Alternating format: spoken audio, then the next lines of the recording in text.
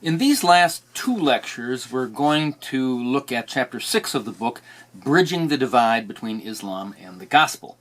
Now, David Garrison, who has written quite a bit on Islam, says that a wind is blowing through the house of Islam. And there are a number of Muslim movements, or I should say movements of Muslims to Christ throughout the world. Garrison counts at more than 70 separate locations in 29 countries, and he defines a movement as being either 100 new church starts or 1,000 baptisms in a particular place in a 20-year period. Now, so there are over 70 of these movements around the world, in Africa, in the Middle East, in Asia, and elsewhere, and some of these movements have thousands or tens of thousands of Muslims who have converted. In fact, more Muslims have come to faith in Christ in the last 40 years than in the 1,400 years beforehand combined. So God is doing something in Islam. Now, in this lecture, what I want to do is look at the factors that lead Muslims to come to Christ, and things that we need to keep in consideration when we're talking with Muslims. And then in the final lecture, I will look at a number of specific methods that you might consider employing in talking with Muslims. So first, let's take a look at factors that lead Muslims to turn to Christ.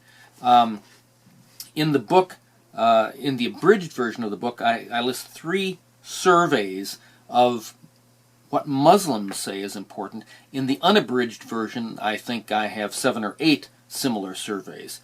But these are things that Muslims themselves who converted to Christ said were very important in their conversion. So the first survey that I mentioned here is of 750 Muslim converts from every region of the world.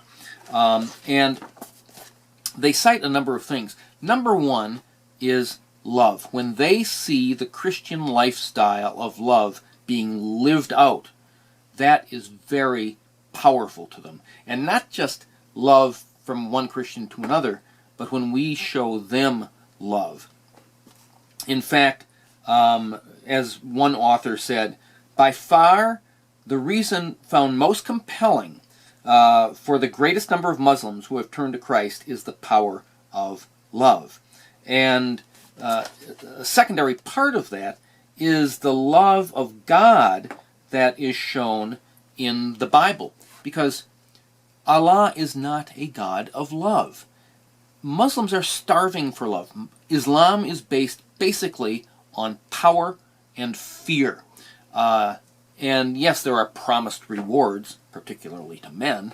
There are no special rewards promised to women if they happen to make it to paradise. But, you know, the Muslim lifestyle is basically based on repetition, learn the rules, don't ask questions, watch out. Christianity is described as a family in the Bible.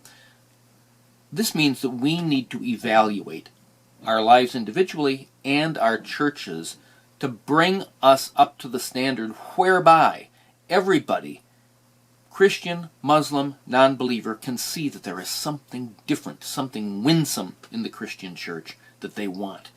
Secondly, for Muslims, this first survey, it showed the power of God in answering prayers and healing.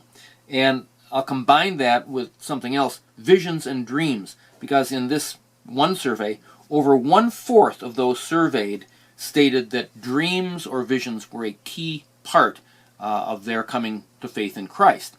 And so, for example, if a Muslim has a sick child, they take it to the imam prays for it, nothing happens.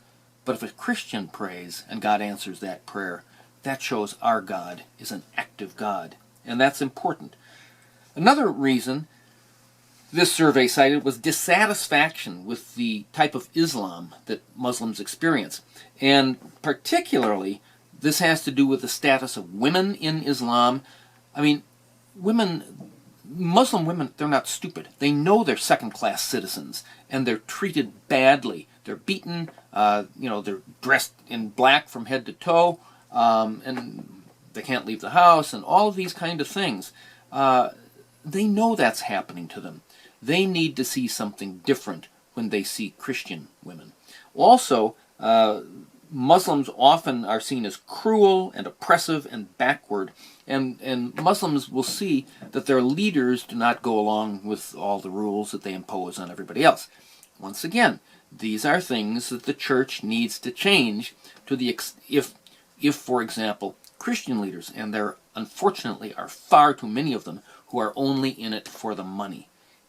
Don't expect to win Muslims if that's the way we are operating. If it's all about the so-called prosperity gospel, that is a heresy. It doesn't work, except it makes the prosperity teachers rich, but makes everybody else poor. You gotta stick to the Bible, because the Bible is truth, and it makes a difference in our lives. Also, the Muslims cited the gospel message, especially its assurance of salvation and forgiveness. We saw that in Islam, not even Muhammad has assurance of his salvation. No Muslim can have assurance, but you can point people to the gospel and the Bible to tell them why we have assurance, and your assurance of salvation can be experienced in this lifetime. In Islam, they don't know, and they won't know until after they die, what's going to happen to them. And also the spiritual truths of the Bible. In fact, one author says that he's examined testimonies of Muslims from at least 33 different countries, and in all of those, more than half a page in length, only 2 did not contain a reference to the Bible. So it's important, when you're talking with Muslims, get them into the Bible. Give them a copy of the Bible or a New Testament. Discipling new believers, or even starting to disciple Muslims if they're interested before they make a firm commitment to Christ, can be very helpful, because they see the real Jesus, they see the real Bible. Another survey was 170 Muslim converts, mostly from Africa. 70 of them were from Sudan. And what did they find? That Jesus is so attractive, that they're looking for truth, that they're searching for a new community. And again, the church needs to act like a loving community. And by the way, in that regard, Muslims will face persecution if they come to faith in Christ. And they may be kicked out of their homes, they may lose their jobs, they may be threatened. The churches need to get together and develop a plan to provide the material and physical help Muslims need when they come to Christ, in addition to the spiritual help, by which I mean they might need a safe place to stay, they might need money, they might need a job, they need people to look out for them, befriend them, and accept them. Now is when we need to prepare, okay? But these 170 Muslims, they were attracted to the church when the church is operating as it should. They have a thirst for God, a need for forgiveness, and some of them felt a call from God. Another survey that I cite in the abridged version here is 390 Muslim converts from Eastern Africa. Now, the person who surveyed them, the Muslims said this. Why did they come to Christ? 64% cited verses about Jesus in the Quran. We talked a lot about that in chapter 2 of the book. 57% cited the love and witness of the followers of Jesus. 41% cited some supernatural experience, a dream, a vision, a healing, or deliverance. And 30% cited the Bible. So these things are consistent across the board. Get people to see Jesus in the... You begin where they are with the Quran. So you can start talking about Jesus there. Get them into the Bible. Demonstrate by your life what new life in Christ is all about. And, you know, God may give them a supernatural experience, a vision, or a dream, but if they see that your love and your life matches your words and the Bible, they will be drawn to Christ because they see him in you. Now, let's briefly take a look at various factors that can facilitate your witness to Muslims. And one author points out, don't look at Muslims as kind of foreigners or representative of a foreign religion, but as people just like yourself. I mean, they're husbands or wives, they have kids or they're students, they have a job, they want the best thing for their kids. They got the same kind of hopes and dreams and desires as you do. So you can relate to them on a very human level. But there are specific things that will facilitate your witness that you need to be aware of. First is prayer. I mean, witnessing to anybody, especially to Muslims, this is a spiritual endeavor. Not only should you pray for it, but it needs to be held up by the entire church. You need to start developing ministries within your church, training your people to go out and witness effectively to Muslims. Another aspect of prayer is, if you're witnessing to a Muslim, ask if you can pray for him. Is there something I can pray for you about? And because Muslims don't generally do that for each other, but you can, and you can pray publicly for the person. Secondly, a Christ-like attitude. Be humble and be prepared to listen. Don't just approach a Muslim in order to argue with him. I mean, one person says, reason, don't argue. Ask questions. Show that you're interested, and so on. You've got a message, and this is why you need to know the gospel well. You need to know the Bible well. You need to be able to, point to Jesus in the Quran and in the Bible. You need to have this stuff deeply embedded in you, but you need to be genuine, okay? You need to be Christ-like. Third, attend to the cultural factors of Islam, because you need to know what is acceptable, halal, and what is forbidden, haram. And so, for example, if you've asked a Muslim out to lunch, don't order pork, okay? It's perfectly legal to eat pork, but if a Muslim will find that highly offensive. Generally speaking, you use the right hand. To Muslims, the left hand is the dirty hand. Be particularly careful. I mean, you should not be involved one-on-one with a member of the other sex, okay? And this is particularly true for male Christians dealing with female Muslims. Maybe you can go in pairs, or if there's a guy and a girl Muslim, that's another thing. But women, be particularly attuned to how you dress. I mean, you need to wear kind of loose-fitting clothing that covers the arms and so on. Probably wear a long dress as opposed to wearing trousers. I know most women in Africa don't wear trousers, although women in the cities do. But be attuned to these kind of things.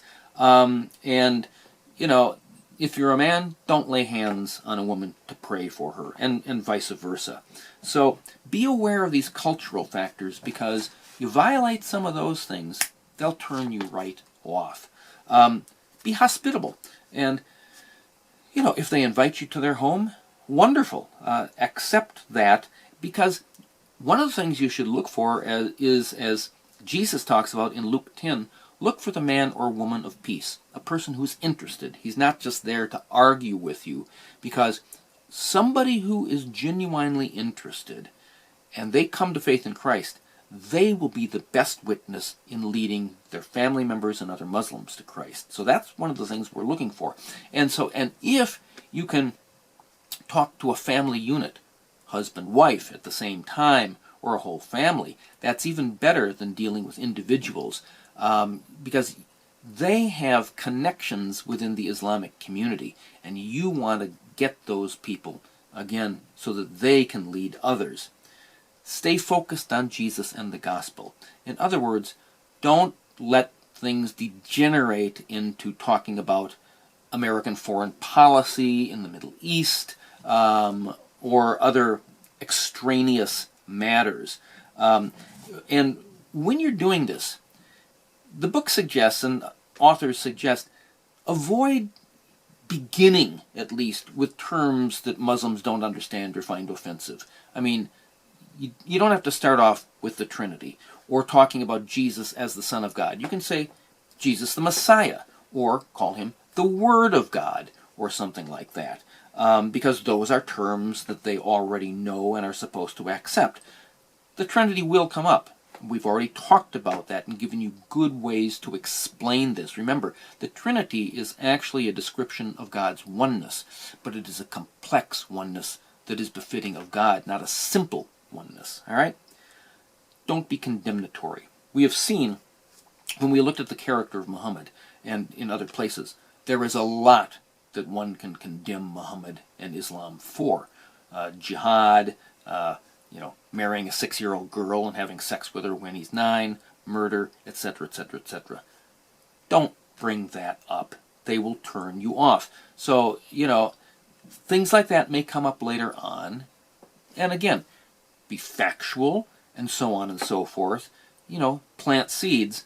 But if you start condemning Islam and condemning Muhammad, they're going to turn you off. And persevere. It's going to take a long time. Most Muslims, very, very few Muslims, convert on the first time they hear the gospel. For most, it takes weeks or months or even years. And so that is why you need to keep meeting with them, keep interested, keep pointing them to Jesus, get them into the Bible. If you can have a Bible study with them, that's fantastic. And so just recognize this is a spiritual battle. We all know about spiritual warfare, and there is probably no greater spiritual warfare than between Christianity and Islam in our world today. We are in this for the long haul. But as I said, in the last 40 years, God has been doing something in Islam. Muslims are converting. And I know that the things we'll be talking about in the next lecture work. And so you can proceed. If you know the gospel well, and you know Islam well, and this book is telling you the things you need to know about Islam, and pretty much the gospel. If you know these things well, you will be able to stand on firm ground and can approach any Muslim with confidence.